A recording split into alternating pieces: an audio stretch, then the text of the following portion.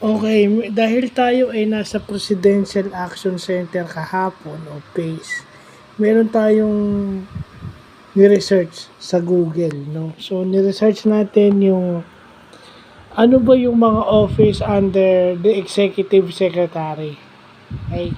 O under sa office ni Executive Secretary Lucas Bersimin na dating Supreme Court Chief Justice. So, yung ODESPA, Office of the Deputy Executive Secretary for Finance and Administration. So siguro dito dumadaan yung mga nasa Presidential Action Center, yung humihingi ng financial assistance. Dito yan, yung humihingi ng GL. Okay? Dito pala kami kasama dapat sa ODESPA, Office of the Deputy Executive Secretary for Finance and Administration. Yung ODESLA naman, yun yung Office of the Deputy Executive Secretary for Legal Affairs. So, yun naman yung sa may usaping legal sa government. Yung ODESGA, yung Office of the Deputy Executive Secretary for General Administration, yun yung sa buong office. Kung paano tumatakbo yung buong Office of the Executive Secretary, silang bahala doon. So, yun yung magandang natututunan natin. At least meron tayong nalalaman sa proseso na kung paano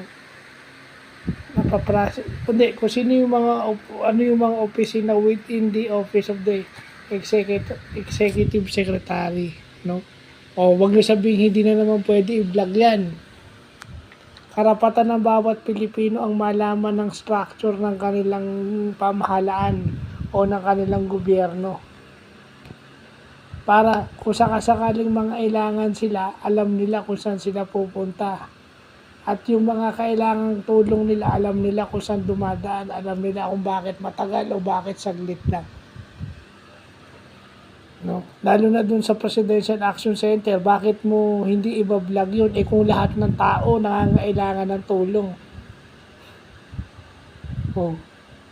Hindi naman, kung ang presidente natin ngayon, hindi naman nagdadamot ng tulong, tumutulong nga ng gusto kong makatulong sa marami. Tapos merong iba na sasabihin, baka tumugin. Although maliit yung space, pero i-schedule nyo kasi yung pagpunta. Diba? Dumugin talaga yun, then maliit yung lugar. Pero kung i-schedule nyo yung pagpunta, walang problema. Karapatan ng bawat Pilipino malaman yan. At kaya nga nagagalit tayo sa gobyerno kasi hindi natin alam paano minsan tumatakbo yung gobyerno natin. Yung barangay nga eh.